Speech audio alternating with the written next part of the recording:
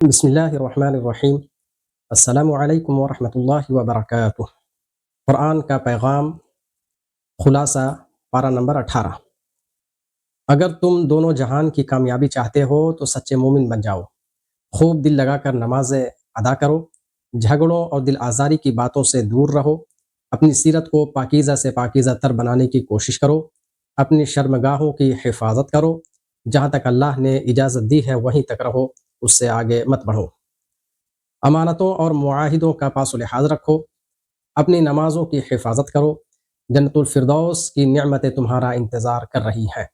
اللہ نے تمہیں بڑے اہتمام سے پیدا کیا ہے، تمہیں بہترین شکل عطا کی ہے، تمہارے رہنے سہنے اور کھانے پینے کا بہترین انتظام کیا ہے، وہ تم سے ذرا غافل نہیں ہے، تم بھی اس سے غافل مت رہو۔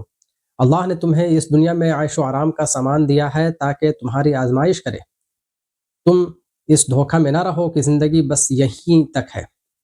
اللہ کے حضور حاضر ہونے کی تیاری کرو، اس کی بندگی کرو، اس کے ساتھ شرک نہ کرو، اس کی ناراضگی سے بچنے کی فکر کرو، اس سے گھمنڈ نہ کرو۔ ماضی میں جو قومیں اپنے گھمنڈ کی وجہ سے تباہ کر دی گئیں، ان سے عبرت حاصل کرو۔ اللہ کی دی ہوئی نعمتیں کھاؤ، نیکیوں کے خوگر بنو اور رب کی ناراضگی سے بچنے کی فکر کرو۔ اگر اللہ نے تمہیں دولت اور بیٹے عطا کیے ہیں تو یہ نہ سمجھو کہ اللہ تمہیں اپنی نعمتوں سے نواز رہا ہے، یہ تو تمہارے امتحان کے لیے تم کو دیا جاتا ہے۔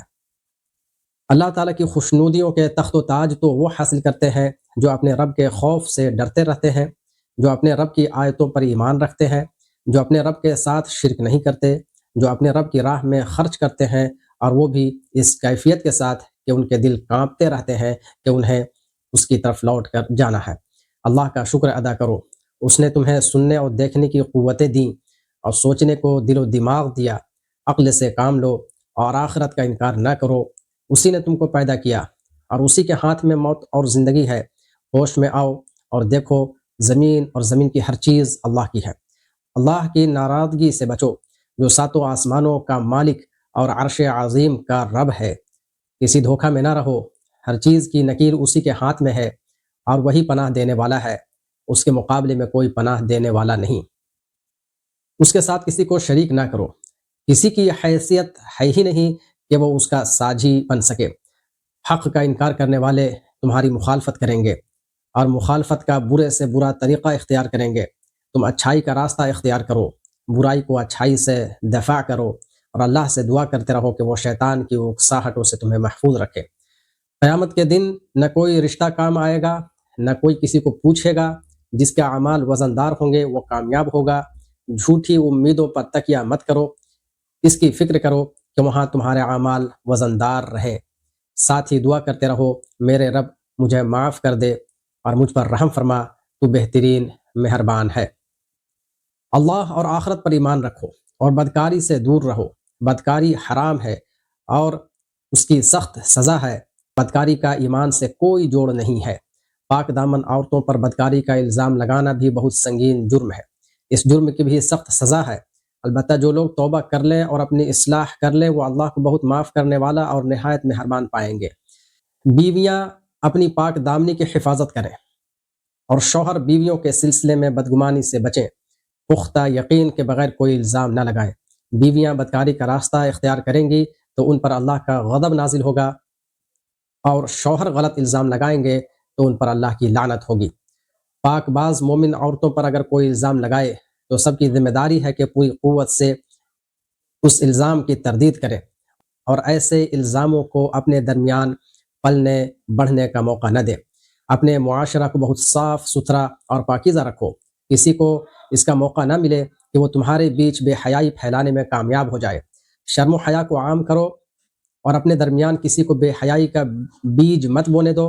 اللہ کا خاص فضل اور اس کی خاص رحمت ہے کہ اس نے بے حیائی سے تمہیں بچانے کے لیے ایمان کے مضبوط قلعہ کی حفاظت عطا کی۔ اس قلعہ کی دیواروں میں کسی کو نقب مت لگانے دو۔ شیطان کے نقش قدم پر نہ چلو، شیطان بے حیائی اور برائی کا راستہ دکھاتا ہے۔ اللہ نے اپنے خاص فضل سے تمہیں عفت و پاک بازگی کی راہ دکھائی ہے، اس راہ پر مضبوطی سے جمے رہو۔ اچھے لوگوں کو اچھے ناموں سے یاد کرو، برے لوگوں کو برے ناموں کے حوالے کر دو۔ اچھے لوگوں کو اللہ مغفرت کا تاج پہنائے گا۔ دوسروں کے گھروں میں جانے سے پہلے اپنے آنے کی اطلاع کر دو اور گھر والوں کو سلام کرو، یہی اچھا طریقہ ہے۔